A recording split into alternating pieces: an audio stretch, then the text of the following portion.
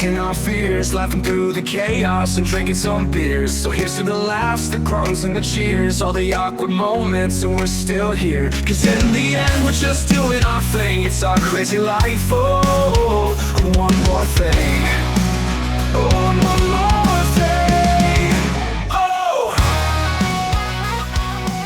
Hey, everybody, it's Rob. Welcome to our podcast. Oh, and one more thing. Hey, and I'm Brian. Here again. You can't get rid of us. Well, you can, but please don't. Please don't. We love that you're here. All right, so you realize every podcast, this is my personal ranting time, right? It is. Yeah, I know. I think it's been a theme. It has been a theme, and today it's all about driving again.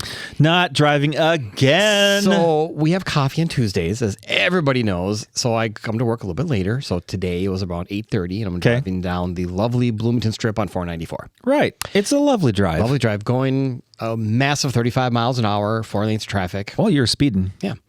And I'm doing my nice thing as a nice Minnesota boy, and I'm leaving a 1 to 2 car gap between the car in front of me. Oh, that's your first mistake. Okay, well, you have to leave a little bit, but you can't leave more than that because you leave 3 or 4. That's enough room for a semi to shoot right in there. So I got my 1 to 2 car gap, doing my own thing, and you'd think I was invisible by all the cars that were just cutting me off. Right. Like, I can't tell you how many times I had to slam on my brakes and get out of their way in my lane. If you had half a car length in front of you, that's enough room for someone to try to squeeze in. It is, but I do get a little nervous during rush hour, especially. It's terrible. It's horrible. Yeah. Right. But here's the deal. So I followed a couple of these people that cut me off that I did not give the finger to, but in my mind, I totally did. Oh, you're so nice. And I watched them. And a couple of them that cut me off, they have like a mile and a half before their exit. So I appreciate the fact that you're pre-planning, you're trying to get over before it's too late. That's fantastic. But do you need a mile and a half? Can you maybe like put your turn signal on and slowly come over? Well, okay, now get into their mindset. They're nervous. They got to get into that lane of traffic and it's full. Yeah. And so I know my exit's in a little ways, but I got to get in now. Yeah, it's a mile and a half. You were fine. It's the other people that really push my buttons when they have like half a block to their exit and then the far left lane have to cut over 4 lanes of traffic. And not only did they cut me up, but they cut 3 other cars off to get over their lane. Oh, Rob. Now, have you ever done that? I have not. But oh, come on now. You haven't been in the wrong lane accidentally and got, oh, shoot, there's my exit. You know what I do? I miss my damn exit and go to the next one because I'm a nice driver. Well, you are a nice driver. Sometimes I try to make it over there. Yeah, that doesn't actually pan out well. If you can make it, yes, I get that. But here's the thing. I'm pretty positive all of us went to driving school at some point. No, really? I think they just give them licenses out like candy. How did we all forget about it? That's what drives me nuts. Anyway, off my rant. Thank you for allowing me the time. I'm super excited about our topic today, though. Well, yeah. So, and I understand. Okay, don't turn off the podcast. Okay, so hey, I got one thing to add to our ranting topic here. It's not really a rant, but remember our topic back a ways about sugar? Yeah. We talked about all that retro candy. Mm-hmm. So my daughter was on a school trip. She was a chaperone, and she was down in Branson, Missouri. Oh. Well, they went to a candy store. Okay. Guess what? You'll never guess what she brought back for me. What did she bring back? Candy cigarettes. Oh my gosh, she did not. Yes. I got it right here. Are they crazy Those or are what? so cool. I know. They're just like, they're smaller than they used to be. But yeah. Well, hang on. Think back 50 years. Well, they were Are big. they really? They were big back then. Yeah. You roll them up in your shirt sleeve. Exactly. You're really cool. Right. But yeah, I had to share that with you. Oh, that is awesome. I love it. I love it. Okay, so I'm really excited to talk about our topic today for a couple of reasons. Okay. One is we all know Brian is the uber excellent researcher of our podcast. Aw, thanks, Rob. But I stumbled across a topic and I thought it was super interesting. And I get it. Please don't turn off our podcast. Please listen to it. But I get that it's a super niche kind of topic today. It's us all about Minnesota and a little bit of Waconia. Okay. Sure. I know it's a very narrow audience. But if you don't like the topic, shoot us a damn email. Give us some topics to talk about, people. I mean, sometimes we're grasping at straws, but Right. you know, usually I do a pretty good job. Yeah. Oh, and one more thing, pod@gmail.com. Give us some suggestions. We'd love to talk about things you'd like us to talk about. Oh, I love that idea. Yeah, so it's great. But anyway, so at least we've got some riveting content today to talk about. We can dive into the history of Minnesota and Waconia. Okay, cool. So you mean when Minnesota became a state in 1858, right? No, a little bit farther back. Okay, so you mean when the European settlers began fur trading here in about the late 1650s? We're going to go a little bit further than that. All right, so then you must really mean the Dakota Sioux or later the Ojibwe lived here in this area for centuries before the Europeans got here. No, a little further. What? Further than that, what the hell are you talking about? So I'm talking about the geological history of Minnesota. Its saga of extremes, ranging from towering volcanic mountains and tropical seas to a mile of solid ice. Because Minnesota sits on some of the oldest exposed rock on Earth, its environmental record is remarkably deep. Wow, you're going way back. Rock on, dude. I know, right? Hey, but since you're talking about rocks, what is a rock's favorite genre of music? I don't know what. Hard rock. Lame. Okay, let's get into it. All right. So we are going to go back to prehistoric foundations of the Archean eon, which is 3.8 to 2.5 billion years ago. Billion with a B. Yeah, that's a long time. It's a long time. So the prehistoric foundations of Minnesota are, we have some of the oldest rocks, the Morton Gneiss. Okay. You know what that is? Well, it's a rock, isn't it? It's a rock, yeah. Yeah.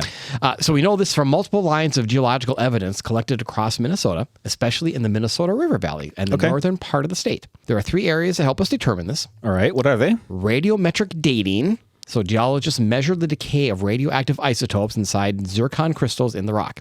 Way above my head. Okay, I was just going to say, this is like way above most people's head. Already lost me. Just trust me, they know what they're doing. Right. And these minerals act like tiny little time capsules and give us a very precise age. Okay. Metamorphic texture. So the gneiss shows extreme heat and pressure deformation, consistent with early continental crust formation. Okay, still way over my head. Way over my head. Pretty fascinating, actually.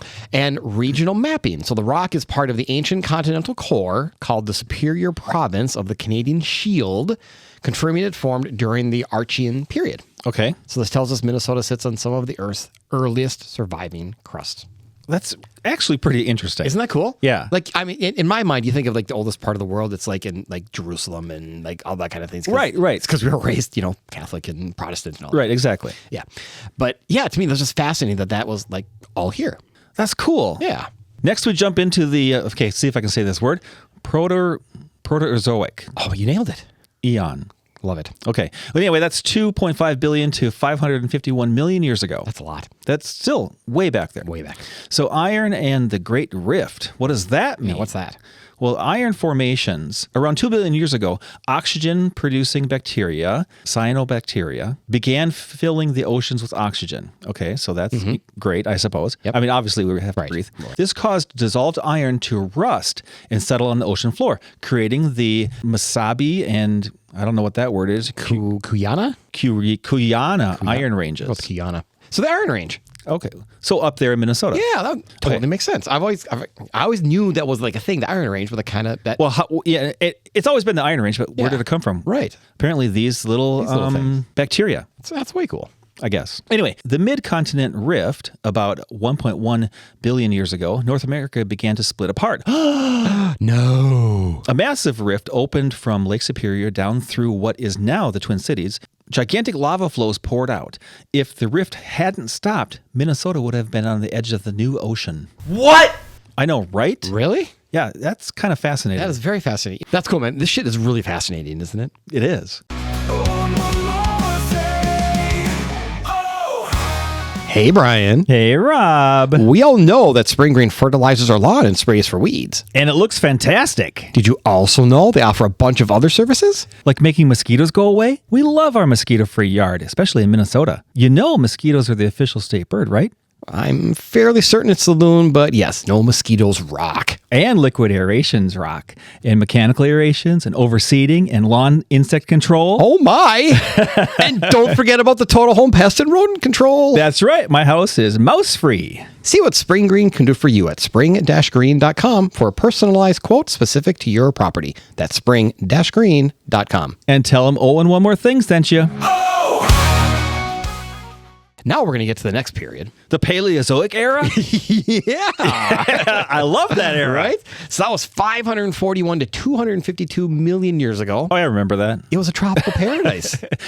It is every day here, a tropical paradise. No, seriously though, but in Minnesota, for hundreds of millions of years, Minnesota sat near the equator. What? Right? So isn't that when all the land masses were connected? Oh, Pangea? yeah. Oh, yeah. Don't we have a restaurant named Pangea? We do, Pangea Cafe. Yeah. Yeah. Way to tie it back. Yeah, right? So the inland seas, the state was repeatedly flooded by warm, shallow, epic continental seas. Ooh. And marine life, the environment looked like a tropical reef. This era left behind the sandstone, limestone, and shale found in the bluffs of the Mississippi River, packed with fossils of trilobites, brachiopods, oh my gosh, and cephalopods. Oh, yeah, cephalopods. Right? Who can forget about the cephalopods? Then, of course, we have the Mesozoic era, 252 to 66 million years ago. This is during the age of dinosaurs. A massive sea stretched from the Gulf of Mexico to the Arctic, covering western Minnesota. The environment was so humid and swampy, it had coastal swamps. Oh. The evidence of this, shark teeth and various marine reptile fossils have been found in the iron ore of the Mesabi Range, proving that the ocean once reached deep into the northern part of the state. I didn't know they had shark teeth up there. I know. Why can't we ever find one? Right, exactly. That's so cool. I'm not looking, but whatever. Yeah, whatever. And then lastly, we have the Cenozoic era, which is 66 million years ago to today. So this is the Ice Age and our land of 10,000 lakes. This is the area that created the Minnesota we see today. Oh, that's cool. So starting about 2 million years ago, massive ice sheets, some over a mile thick, advanced and retreated across the state.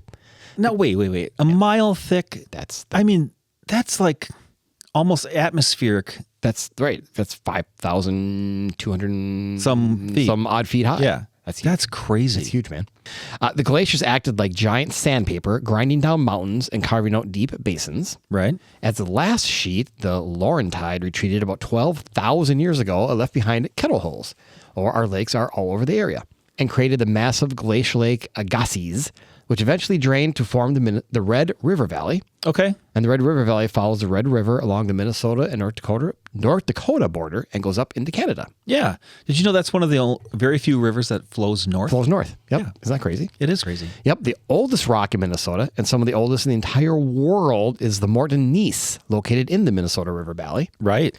Dating back approximately 3.5 to 3.6 billion years, this rock is a true founder of the North American continent. To put that in perspective, the Earth itself is about 4.5 billion years old. The Morton Gneiss formed when the planet was still in its infancy, long before any life existed. So, man, those paleontologists that are researching this stuff, that's pretty fascinating. Right? And to me, and when I was kind of going over this topic and stumbled across it, I was like, to me, that's just fascinating. I never learned any of this in school. Well, you grazed upon it, but you weren't paying attention. Let me rephrase that. I never paid attention to any of this in school. Right. That's probably better. There we go. Yeah. I just thought it was cool. So anyway. Well, that is interesting, and we have a little, I guess it's history lesson going on here. So how does Waconia play into this? So the landscape of Waconia is a relatively recent masterpiece. Masterpiece it is. Yes, it is. Although the underlying bedrock is hundreds of millions of years old, the surface was sculpted almost entirely by the final stages of the Ice Age, when a massive ice lobe stalled right in our area. Okay, I get it. So long before the lakes existed, Waconia sat at the bottom of a shallow tropical sea during the Cambrian period, which is about 500 million years ago. All right. The floor beneath the glacial drift in Carver County is primarily sandstone and shale. And because this bedrock is buried under 200 to 400 feet of glacial debris, we don't see the dramatic bluffs here like those found in southeastern Minnesota, which the bluffs down there are just huge and they're gorgeous. Right. The most significant event for Waconia happened roughly 14,000 years ago during the Wisconsin glaciation. Glaciation. Okay, I'm going to go with that. Glaciation. I'm going to go with that. But Wisconsin, Minnesota, don't. Ugh. Makes me sad. What? Have to tie Wisconsin into Minnesota and Waconia. We might have listeners in Wisconsin. I love Wisconsin. Yeah. They make the best cheese. That sounds way better. There you go. My gosh, why are you alienating people, Rob? I hate people. Okay. Hey, we're gonna do a podcast where it teaches you how to like people. We should totally do that. Okay. I think that'd be good. It's coming up, people. Don't worry. It's on the list. All right. So a massive tongue of ice called now we got the Des Moines Lobe. Now we're getting Iowa into it. Just relax. What is going on? And read the frickin' content. God, it's painful. A massive tongue of ice called the Des Moines Lobe pushed south from Canada, flowing through the Red River Valley and into central Minnesota. See, there's Minnesota for you. There we go. I feel much better. This specific ice sheet was unique because it traveled over limestone and shale, leaving behind the rich, dark, clay-heavy soil that makes Carver County so fertile today and likely keeps our spring green customers busy. Hey, nice way to tie that in. Because we have great soil here. Okay, so then comes the creation of Lake Waconia. Right. And when you look, you can see Lake Waconia, like when you're looking at like an overhead view of southern Minnesota and the Twin Cities. Lake Waconia stands out next to Lake Minnetonka. It's a huge Because we're very, very circular shaped lake. It's easy to spot. Yeah, it's easy to spot. Yep. Versus like Lake Minnetonka, which is all those inlets Right. and pieces and little parts, and it's just very, very big. Yeah. It's just spread over a large very space. scattered. Yeah. Yep. So Lake Waconia is what geologists call an ice block or a kettle lake, but on a massive scale. Kettle Lake. Okay. Sure. This is called the ice cube effect. As the Des Moines lobe began to melt and retreat, a colossal block of stagnant ice, essentially a glacier-sized ice cube, Okay. broke off and was buried by sand and gravel carried by the melting water. Okay. When the buried ice block finally melted hundreds of years later, the ground above it collapsed, creating a deep basin that is now Lake Waconia. Oh. That's kind of cool. Yeah, it's very cool. And Coney Island, we have a little island on the lake, as you know. The island is a high point where the debris was either deposited differently or the ice didn't weigh down the land as heavily, leaving a permanent landmark in the center of the basin. That's super fascinating. I mean, especially for our geologists listening. And you know what's funny about what you just talked about the glacier melting and it collapsed. When you're like looking at Coney Island, you're on the water and you have your depth finder on. Like you go from Coney Island, it drops like a flipping rock. It goes down to 40 feet in the span of about, you probably go 30, 40 feet away from the island. So that's a huge drop. Totally makes sense to how then either that dropped off or melted in the way it did, to create that big sheer cliff. Yeah, and it makes sense. Or earlier when you talked about the bluffs in southern Minnesota, like if we didn't have basically the water in Lake Waconia, we'd have nothing but bluffs in that entire area. It goes very shallow and very deep all over the place. Right. Ton of bluffs under there. That's super interesting. Yeah. So let's talk about Coney Island for a second because since you brought it up. Did you know Coney Island was the premier destination in Minnesota from the 1880s to the 1950s? Okay, so I knew a little bit about that, but I didn't know it was that long. Yeah, I didn't either. I knew it went back a little bit because I heard some rumors, and we'll get to them in a second. But, right. So it was developed in 1884. Lambert Nagley purchased the island for $5,200 and developed it into a summer resort. Okay, so I knew there was a resort on the island. Yeah. But And I knew it was like around the turn of the century. Right. But that's really all I knew. But that's about all. Yeah. So he called it Coney Island of the West. So from the 1880s to the 1920s. Well, that's cool. The island became a popular getaway, attracting visitors from across the country with its hotels, dance halls, and scenic beauty. Oh, wow. Yeah. And if you've ever been out to Waconia, it is just gorgeous area. It's just beautiful with the lake and the trees and the sunset. It's beautiful.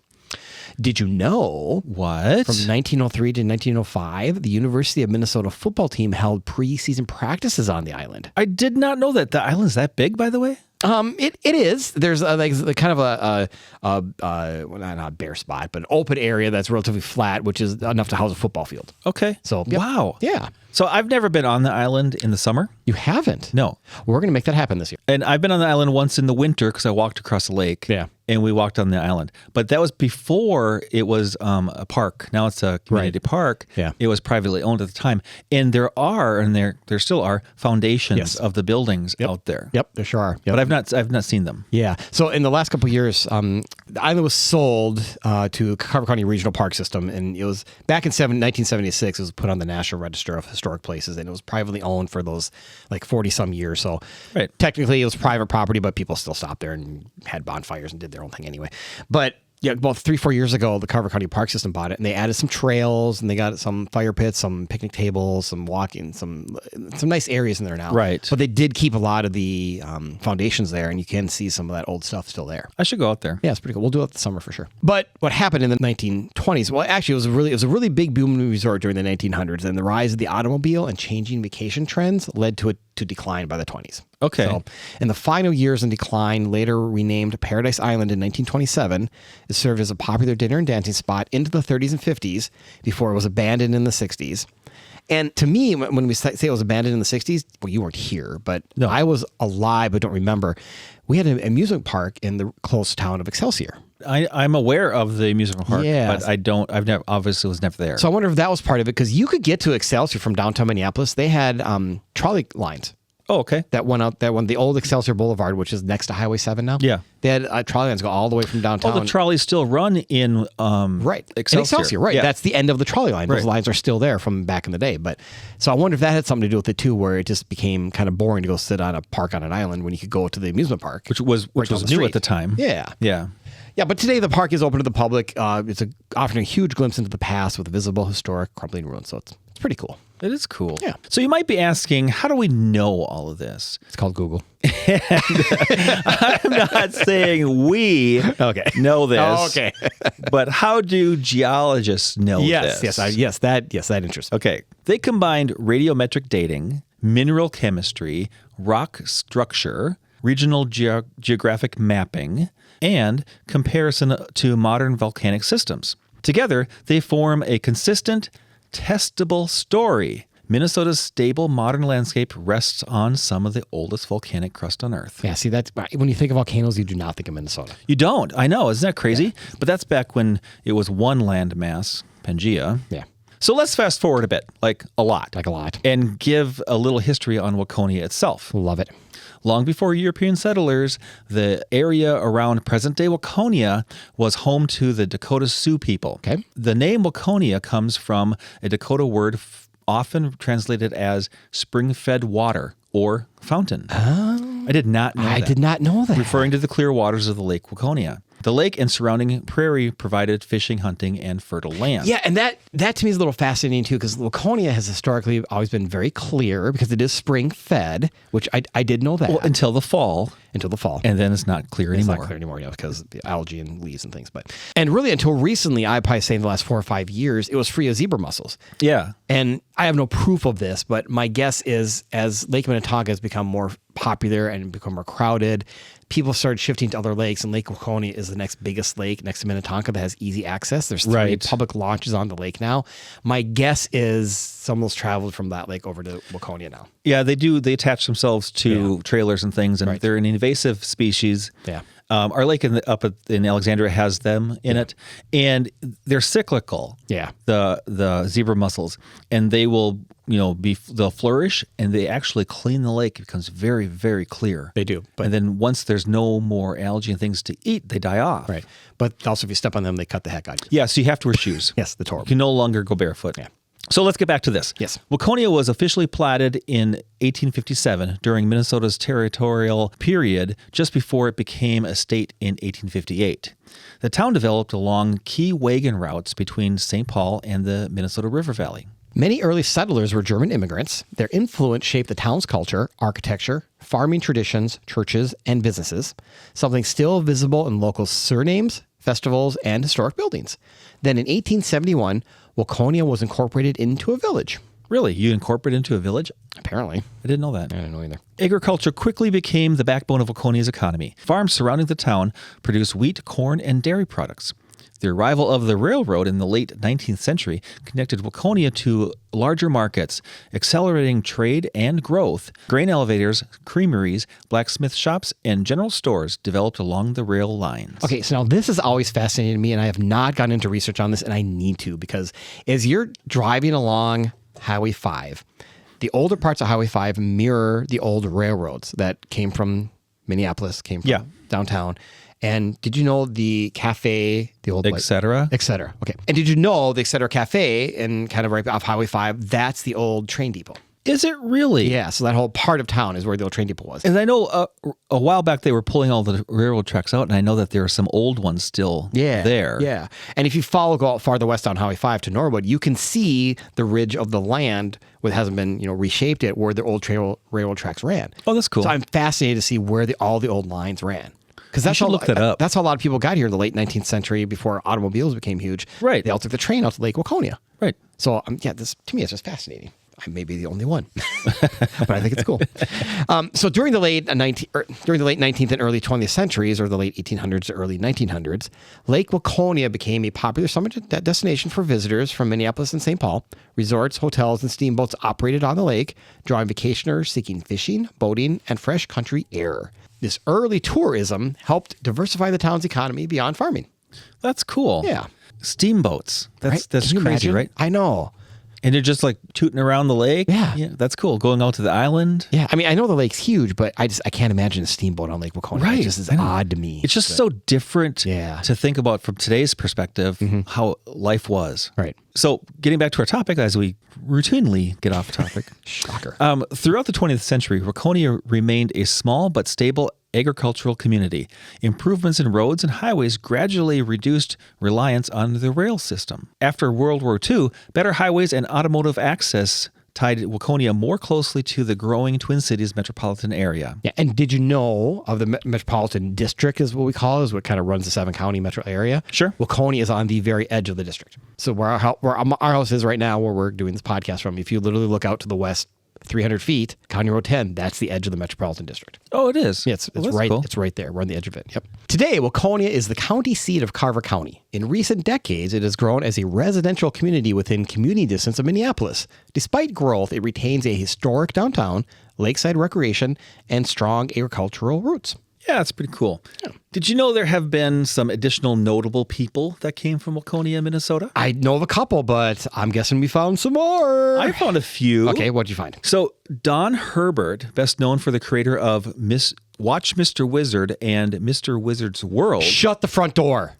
2 children's science and technology Seriously? shows that served as the precursor to the ultra-famous Bill Nye the Science Guy shows. Yeah. Was born here in 1917. I watched him all the time growing up. Yeah. He was on Nickelodeon. Yeah, it's pretty cool, right? Oh, I didn't know that. Oh, that's so cool.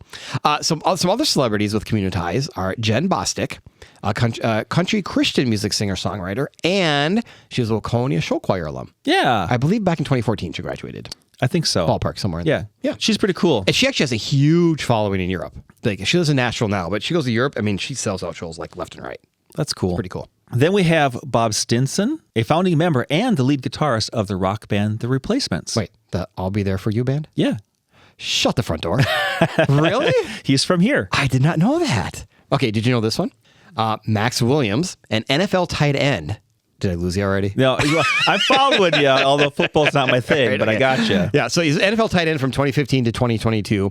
He did play for Waconia. They did go to the state championship the year he was here. Yeah. He played for the Ravens and the Cardinals, and in 2014, he was an All-American. Oh, that's cool. Yeah. Yeah, Max graduated the same time my oldest daughter Oh, graduated. there you go. So you know Max. Yeah. I mean, not personally. Not probably, personally, but no. You know of I him. know Yeah. of him. Yeah. So then we have another Okay. famous person, Shane Wiskus, a member of the Teams USA's 2020 Summer Olympics gymnastics team. Oh, really? Yeah. Didn't know that. And one more, again, sports. Sorry. Okay. Yay, sports. Max McAnally. He was a 4-time Minnesota State high school champion at 3 different weight classes for Waconia High School. That's cool. Isn't he in the news right now? He is. So, well, in high school, he had a 181-1 record. He lost 1 match in all 4 years. Wow. Unheard of record. Right. Especially for wrestling. That's crazy. Yep. He was named the 2022-23 Metro Wrestler of the Year by Star Tribune.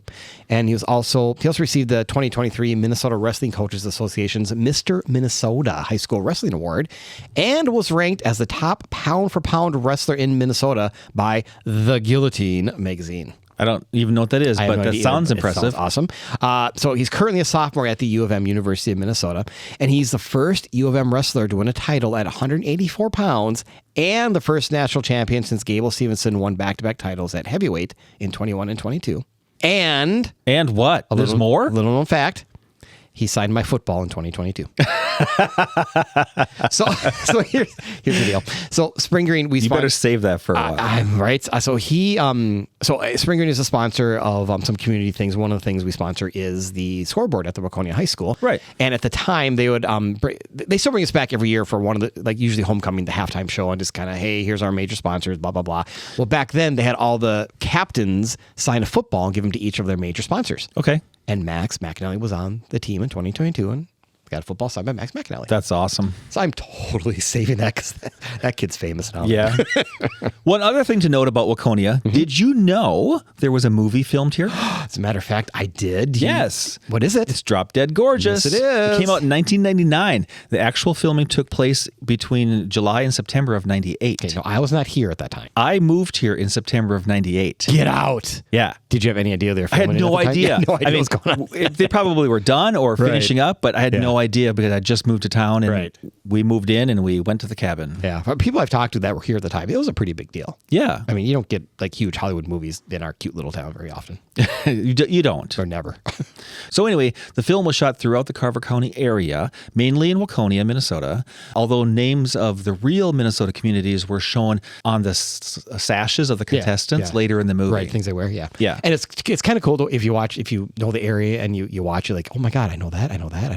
Yeah, actually, I've never watched the movie. You need to watch. They actually filmed the scene right outside your church, St. Joe's. Yeah.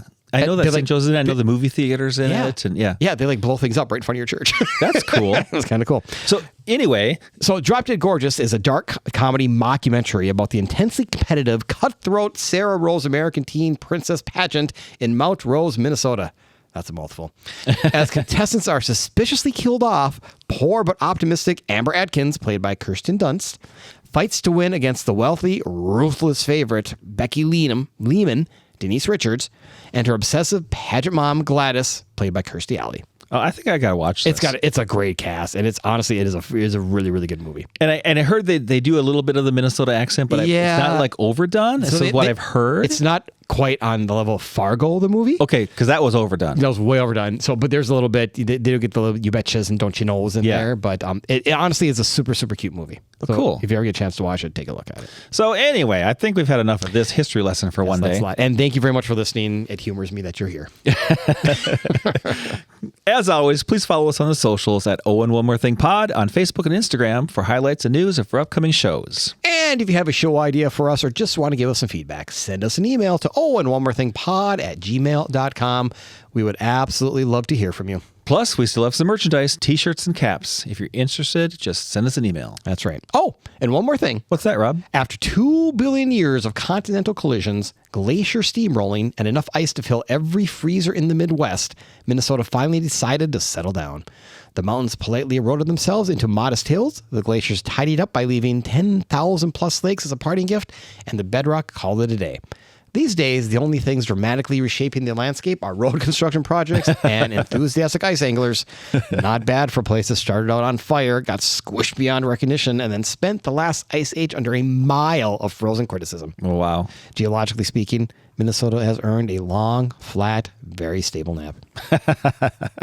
Oh, that was fun, man. Hey, thanks for listening, everybody. We'll see you next time. Bye. Can I get some of that ice for my drink? You think?